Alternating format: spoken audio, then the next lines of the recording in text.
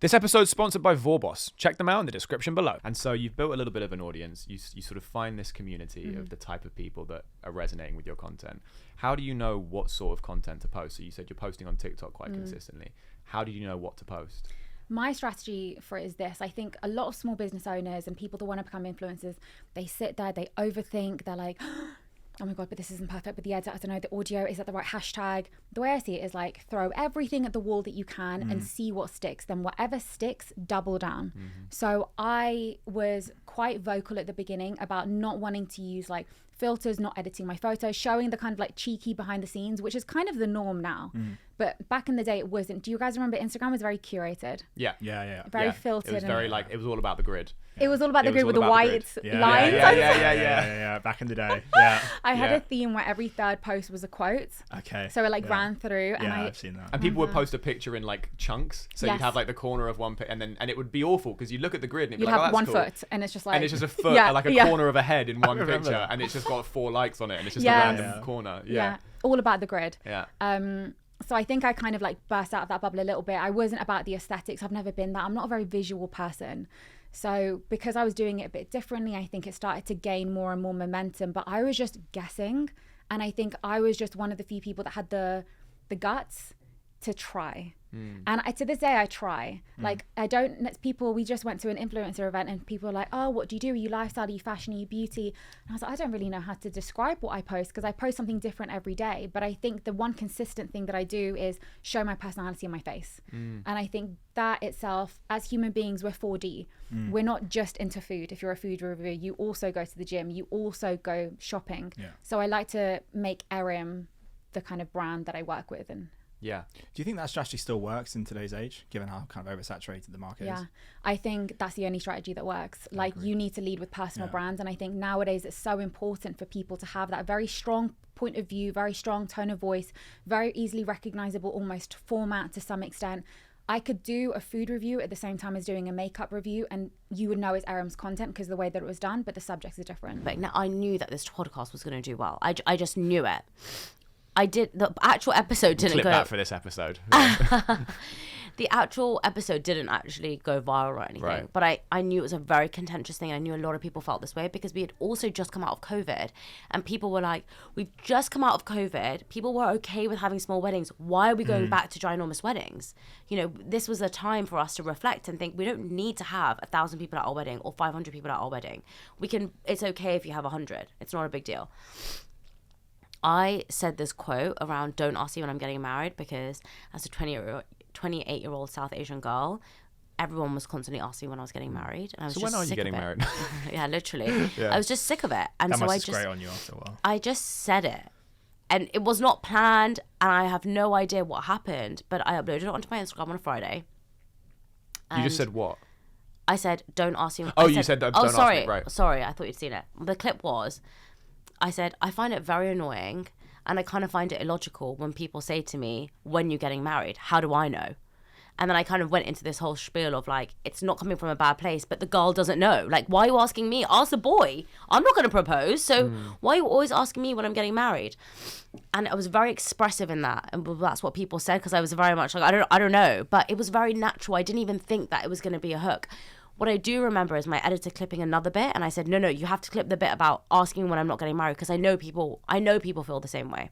I did not know it was going to go so viral though because I uploaded that on a Friday on my Instagram, and I remember some random account with like 400 followers on TikTok uploaded it onto theirs, and they got 1 million views in a day. Really?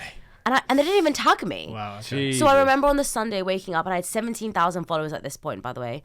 And I remember, or 15,000, and it went up to like 17,000 on Instagram. And I was like, oh, whoa, that's quite a lot. And I remember saying on my Instagram story on a Sunday morning, like, is it weird that this person has done this and they should have tagged me? And people were mixed. Some people were like, no, it's not that weird. Yeah, you should have da.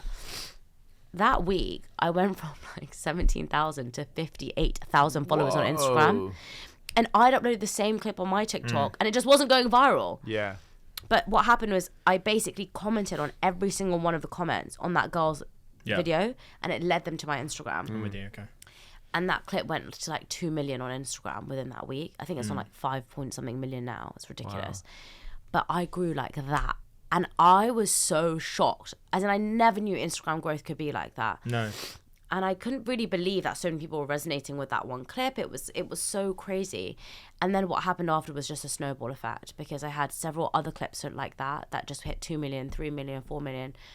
And I was just growing. And it was really hard for me because in the first time I grew, when I said I grew from like 17 to 55, I was kind of like, okay, this is a fluke. It's not going to happen again.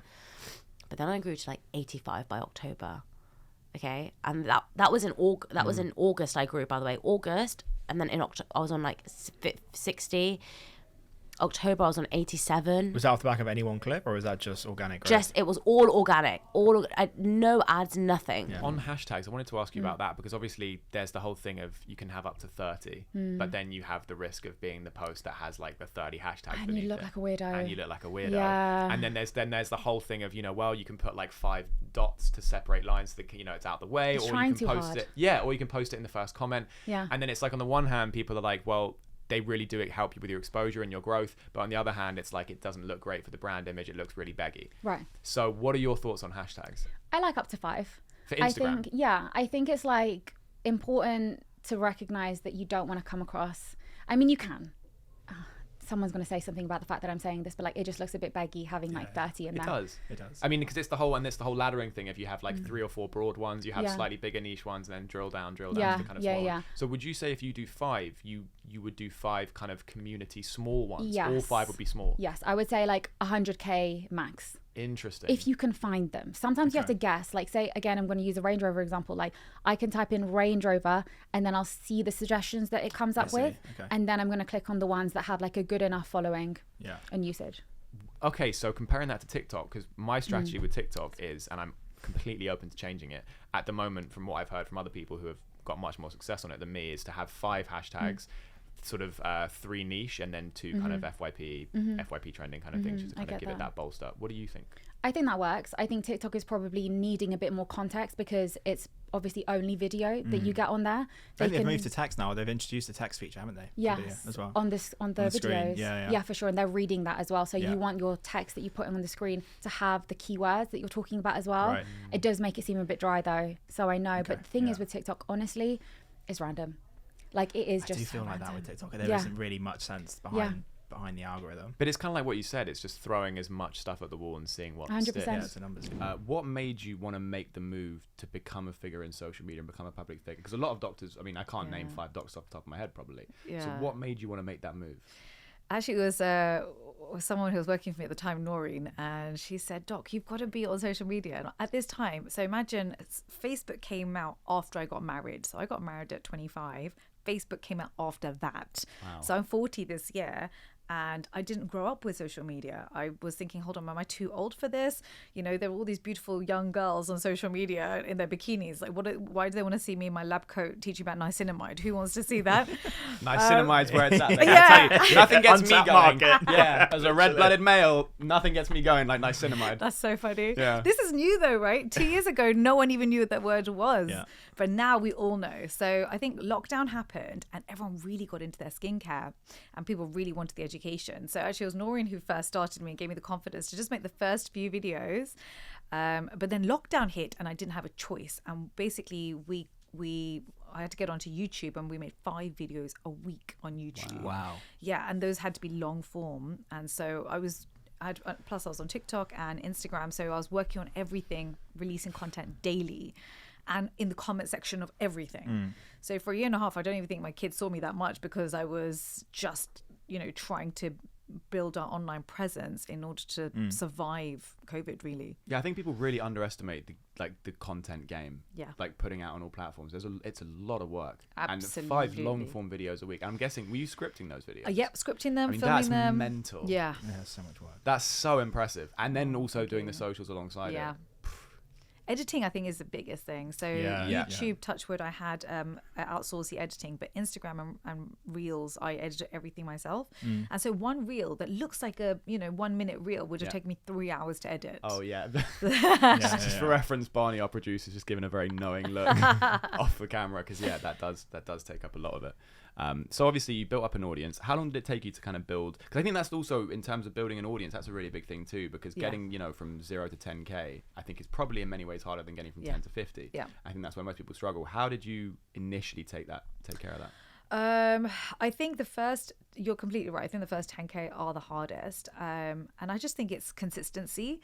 I think people think, if I just post one a week, you're not really going to grow. For now, for example, YouTube, I do 1 video a week at this point, and I'm growing the same as when I was doing 5 videos a week at the beginning. It's almost like you need the maximum amount of effort at the beginning. Do you know when you're going to have a rocket launch, the majority of your fuel's used in the first 5 seconds? Yep. It's the same thing here. You need everything in for the first 6 months, I'd say. Really kill yourself for 6 months to a year, and then you'll be flying. I'm curious to actually ask you about stories for Instagram as well. What are your thoughts on optimizing for Instagram stories? You can have a hashtag in there, you can have a location, a link, all that kind of thing. I think what a really important strategy is instead of focusing outside of your followers, focus on your followers and let them share you via word of mouth. I think this constant need to focus on people who aren't following us alienates our existing followers. Because if you're constantly hashtagging today, your followers are like, okay, we're following you. Where's the value in us following you? Because all you're doing is just begging it from new followers. I think with the reels and stuff, that's a cool way to go and get new followers. But with your stories, that is your one-to-one. And that's where I'm really myself with my audience. Like, honestly, like, if you're with me during the day, like you'll see I take one photo of something. It can be an ugly, vague, blurry, messy photo, but I'll upload it to my story with a narrative. And I think the way I can strategize how to do stories. And I think go about your day, take photos of everything. Okay. And then when you go home, collate it into a narrative, because people want stories. People follow stories. And give it your spin. Make sure there's a beginning, middle, and end. So every morning I say Waheguru. That's not for strategy. That's to kind of remind people to wake up, whether it's Alhamdulillah or an affirmation that you want to say. That's how we begin our morning in my community.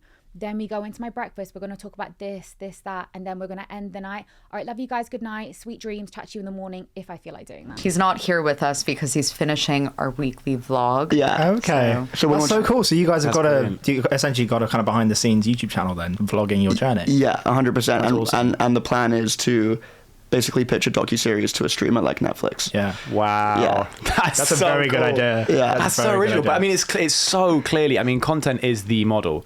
It just really is. Content's currency. Yeah, and attention is currency, and it's only getting more and more like that. And that's such a buzzword, attention is the new. But it is so true. It's true. And I love what you said about the media company thing, because I think, you're right. No drinks companies are doing that. But when you think of the best one or the biggest one, like Red Bull, you're right. They're a media company that makes drinks. Because, sorry, were you going to say something? You asked before, had we been focused on content and media prior to working with Steven? Right, yeah.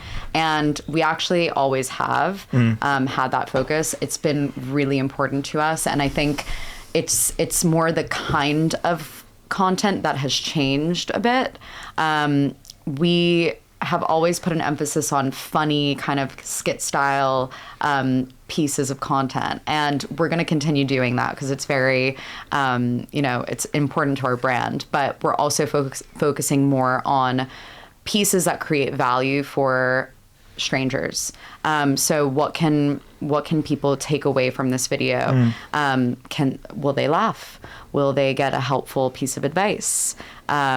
Is it just entertaining? So there's so many ways that you can provide value, but how can we bring that value to people? So that's kind of the new focus of our content. So on that media front, in an age where, and I asked this of quite a few guests, but I think it's an important question, especially given the model that you're taking. In an age where everyone is on social media and everyone's making content, and you have 0 followers or, maybe 12 from family and friends, how do you go from that? Everyone's trying to go viral. Everyone's trying to hit the algorithm. How do you stand out in that way? I wish I had 12 friends. I'll be your friend. We'll put some sad music under that. It's fine. I think it's consistency. I think it's consistently posting and trying new things, and when they don't work, pivot and do something else quickly. And really, it doesn't happen overnight. You have to continually post and put yourself out there, see what works, see what doesn't, see what resonates with people, try to increase engagement. So really, I guess it's more about creating that community than anything. And that's something we're really focused on through our content strategy. I think it sounds incredibly cliche, but to me, a big part of what we're doing and a big part of our strategy for hopefully being successful one day is, like Marissa said, consistency. And there are so many people that say they're going to do things and they don't do it. You know, and we, from a media perspective, we make it mandatory. So if you ask Steven, he makes it mandatory for his team, investors, people on the board to post on LinkedIn and to invest in their own personal brands. Yeah. Wow. Every single person on our team, whether you're in operations and you're operations manager, whether you're a field sales exec, whether you're in sales, whatever it is, you need to build your personal brand. And so when people see me on LinkedIn or see Marissa on LinkedIn, they may be thinking they can't be that busy if they have time to post on LinkedIn. What they don't see is that often we'll be up till like 1, 2 a.m. in the morning after we've had a day of work doing all of the shit that you have to do running a drinks business or a media business or whatever. And we're writing that LinkedIn post because that content is not a nice to have, it is a must, and it's an integral part of our proposition. Like adding value, whether it's through LinkedIn, TikTok. Again, there are some people that are running corporations, they might be 50, 60-year-olds, and they view TikTok as like a nice to have, or they view content as a nice to have. It's not. Like you said, it's currency and it's core to our brand. And so how do you kind of maintain authenticity then throughout all the content that you post? Because I feel like it's so easy just to post content for the sake of posting content. Yeah. How do you actually maintain that? I think we're fortunate enough that we're very fortunate in that we have a lot of material. Okay. We didn't always have that. Yeah. You know, before we got our Tesco listing, we weren't, you know, announcing. And we don't just announce listings. If you look at people's LinkedIn content, it's mostly, I'm delighted to share that I've just joined this company, or I'm delighted to share I just got promoted. So true. You'll never see that from us. And I think authenticity comes through in the type of content that we put out there. I'm really keen to circle back to the social media side of things because I think that's the thing that people will get the most value from. And I'm curious, what do you think is your opinion on kind of, obviously the platforms are always changing, the algorithms are always changing. What are your thoughts on the Instagram algorithm and then the TikTok algorithm? I think it makes sense. I think a lot of people want to blame the algorithm as if there's this one big ghost that hates them. But I think if you know how the algorithm works, you can play it to its own game. But that means you have to put in the effort to understand, follow Instagram, see their live, see their creator page, and understand how it's ranking, and use it to manipulate the way that you're posting, as I described earlier, like speaking in your caption with all one particular lexis. If something works, quickly replicate that. Like I remember that video I posted where I was like in the sea, next day, because I was getting so, I think maybe 3 days later, I like filmed another video of me in the sea, really confident, because everyone was like, oh sis, you're beautiful, like don't let them knock you down. So I was like, we're getting in that sea again. And I was like being all like confident and splashing around and stuff like that. Was that comfortable? Not particularly, but was I happy? Yeah. So I think knowing what works, doubling down, being reactive. If there's a trend that you know you've got a good angle on, like don't overthink it. Pick up the camera when you're sat on the sofa on your bed. Like we see the videos that are on our For You pages. They are not masterpieces. They're just really funny. Yeah, I think that's something that so many, I've been guilty of this a million times. I think so many people struggle with that, which is, well, I'm going to order this light first and let me just like, and then you'll be like, it's not perfect because if I put it out, that video won't do well because it just doesn't look good at the quality. And then you'll see a video on your like TikTok that has like 4 million views and it's like a guy on his couch like this and he's like, you know what I was thinking, guys? I was thinking about, and you're like, how is that popping off? But so yeah, you just have to like play the game, don't resist it, just play the game. 100%. Yeah, just be brave. Yeah. What are your thoughts on captions on TikTok? Because I was having this debate with someone the other day, because obviously Instagram long form captions do really well, they're really personal, really engaging, you can connect with your audience, etc., and use all the meta tags. TikTok, because of the nature of the full screen being video, there's only kind of half a line you see. That's what I was going to say. And you know, when you expand it, it's just a bit like disorienting having the video in the background. Like I don't do it. I don't know too much about whether the captions are going to be working, because you know, like what does hashtag FYP do if a million people are using hashtag FYP every 5 minutes, you know? I think almost because it's a video and majority of it is video on TikTok, the video can kind of give a lot more context to something. I often use the caption as like a defense against the first nasty comment that I'll get.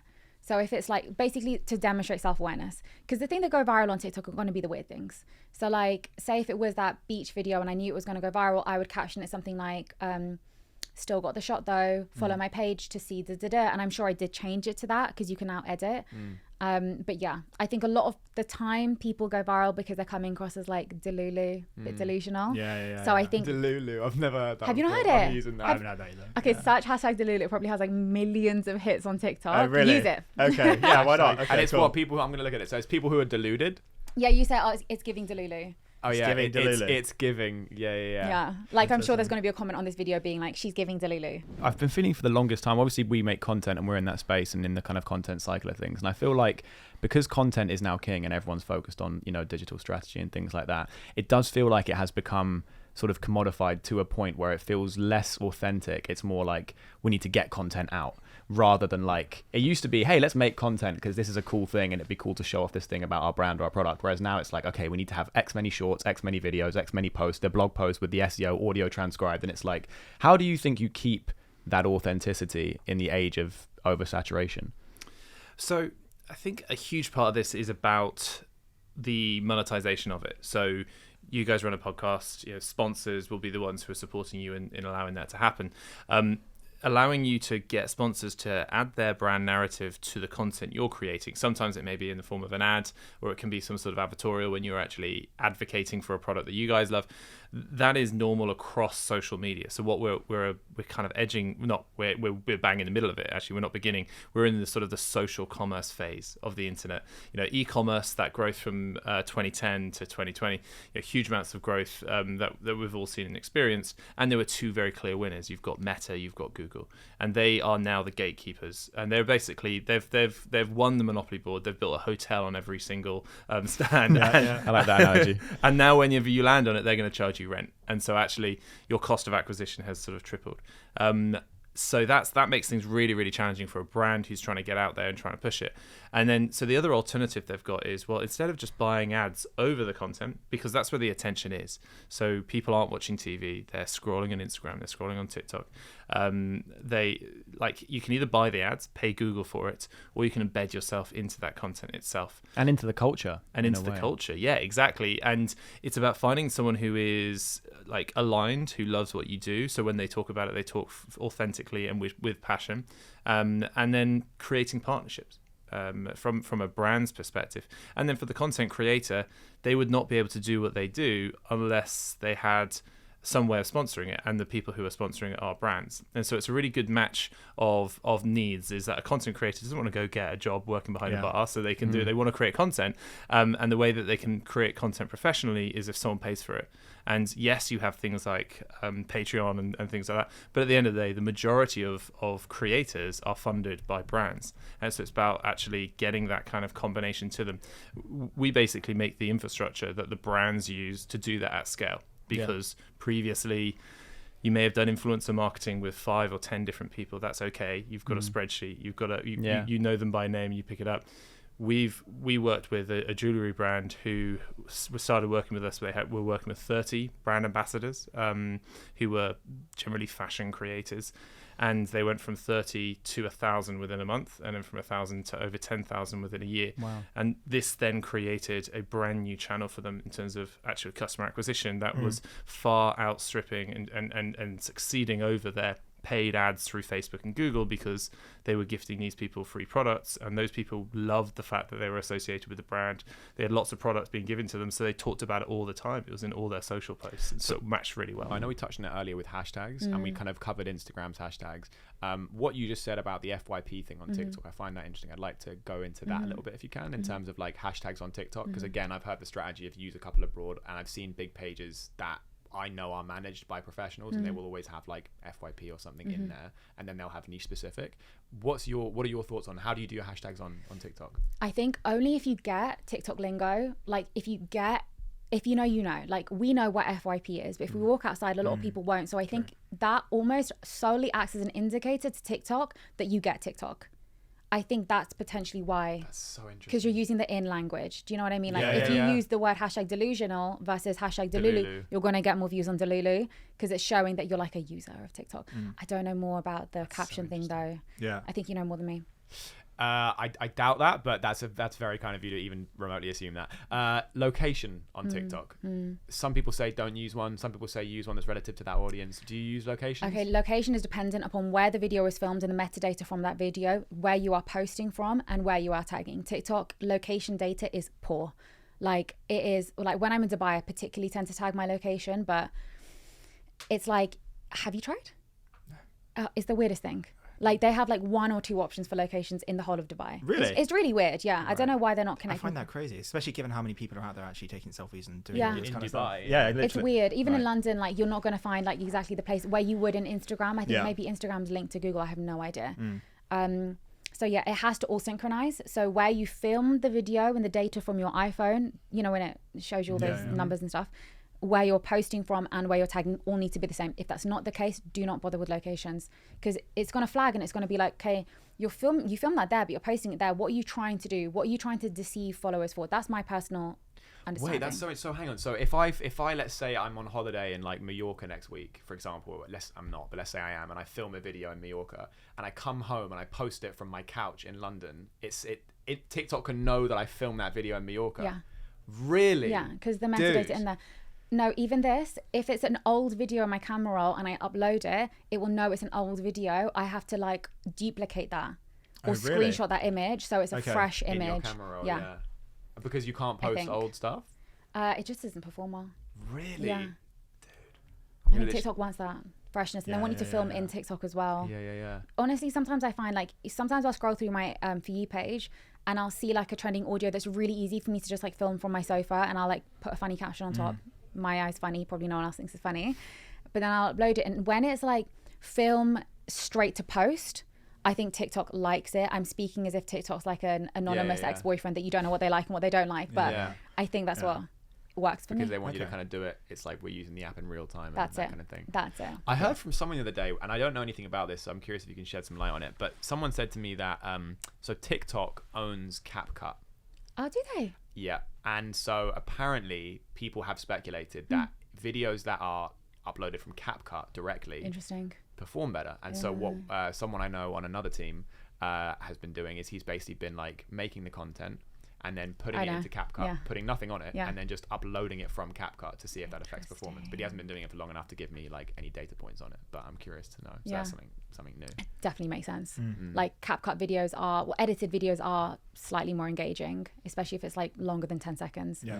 So I understand why they would probably boost that, because I use a different app. I use Splice. Okay. I've been using it for years, and I see it gives you the option, you know, when you've saved the video, do you want to Upload to TikTok. Yeah, I never do that. I like save it into my camera, then I post it. Why? Because I know that TikTok isn't affiliated with Splice. Okay. But I didn't know CapCut is owned by TikTok. I'm going to edit myself in TikTok. Yeah, CapCut. There you go. Can you give any resources to people who are listening as to where to go to actually teach themselves about all this? I would definitely say follow creators on Instagram. I think they are the first to share. Like, you know, when Threads came out and it put the number, it was like your prison number on your profile, right? Yeah. I was like 17 minutes after the creators thing, uploaded it, and I downloaded Threads, and I have like a really low number. I think you get rewarded by being one of the first people to do something, especially when it comes to new features on Instagram, and Threads is Instagram. Yeah. So your follow creators, they tend to be the first people to let you know if you're doing something. I think there's a lot of these weirdo videos on TikTok, like how to hack the algorithm, how to grow 10k followers. Of course there is. I don't know. I don't even watch those. I think you need to start focusing on your existing followers, like what's working for them, because then it will get shown to similar audiences. So if you know tried and tested, like I have majority British Asians that follow me, so I'll do videos about like Punjabi jokes or whatever, because I know that it works for them. And if it works for them, that Instagram is gonna, or TikTok is gonna seed it out to similar audiences. I really wanted to get your opinion on this as a marketing expert, because I'm really passionate about branding and marketing. And I think my question is, in the age of social media where content is king and everyone's making it, how do you stand out? Don't go on social media. Well, I was the part of my book I said is that it's called The Social Brand, but it's about being social as opposed to being on social media per se. It's like, so for instance, we did a lot with running. So again, from a community perspective, we started with climbing. Then at one point we said, okay, let's add another community that can we add value here? And I also, because again, I think also from an authentic perspective, I love running. So especially since I started my business, right, it's like a way to keep myself sane. So I used to, like we were just saying, I lived right by the river. I'd run by the river. And at one point I came home and I read an article that it said, it's actually sometimes you might as well not run in London because the pollution is so bad. So it negates all the positive effects of running. Oh, really? That's a terrifying fact. I know. So depressing. So also me as a passionate runner, I'm doing that to keep physically sane and safe. And then it was from Imperial College, that data. And then I reached out and I said, look, you published it, but can we not do something more with it? And then we linked that data. So we built an app with their data, and we linked it with Strava. Okay. So we said it was like the Tenzing Clean Air Tracker. It's still live, and it's like, you know, finding clean air to running in the big smoke. Oh, wow. And so we did some. I mean, obviously, it wasn't on social. We created our own app. It was voted best app of 2020 by Men's Health. Oh, wow. Wow. Okay. And that's a beautiful example of we love this running community. We are runners ourselves. What do we all hate? Running in pollution. It fits with our kind of ethos of, you know, fresh air and naturalness. And we created that for our runners, and then they will. So it's really cool as well in Strava. If you've downloaded the app, and then every time you run, it will say your Tenzing Clean Air score in the app, so the people you follow cool. will see Tenzing. So, you know, so then because they find it useful, they then share about it, as opposed to us trying to.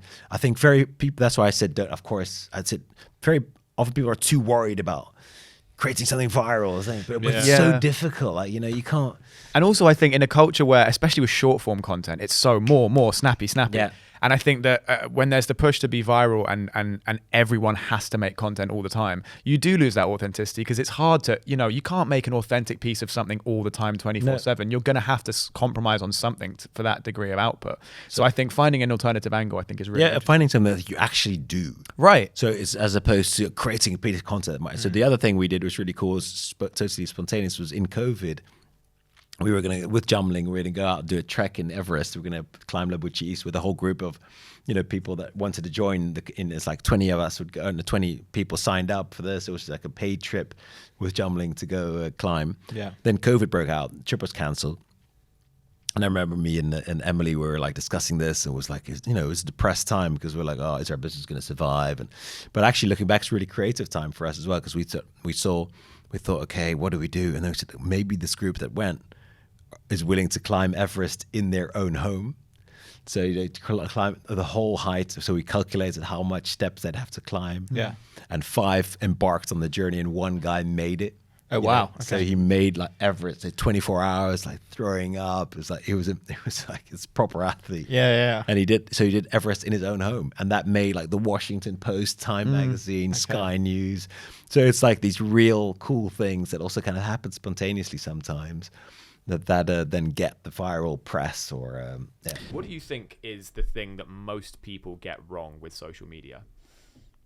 I think it's just like looking for new followers all the time, because it's very jarring when you follow someone and they're just like constantly just like doing strategies to gain new followers, follow for follow, giveaway, this and that, like reposting people that's just like, it's really irrelevant.